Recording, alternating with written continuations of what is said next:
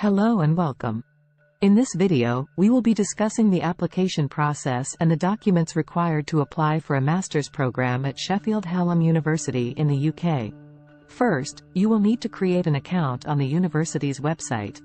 You can then select the course and program you wish to apply for. You will need to complete the online application form. This form will ask for details about your academic background, personal details, contact information, and other relevant information.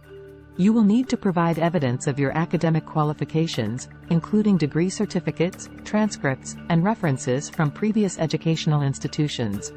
You may also need to provide an official English language proficiency certificate if your first language is not English. You will also need to provide a personal statement, which should outline your reasons for wanting to study the program, your skills and experience, and your career ambitions. If you are applying for a scholarship, you may need to provide additional documents, such as proof of financial need or a research proposal. Once all of the required documents have been submitted, you will need to wait for a decision from the university. If your application is successful, you will receive a letter of acceptance. That's it. Now you know the process and the documents required to apply for a master's program at Sheffield Hallam University in the UK. Thank you for watching.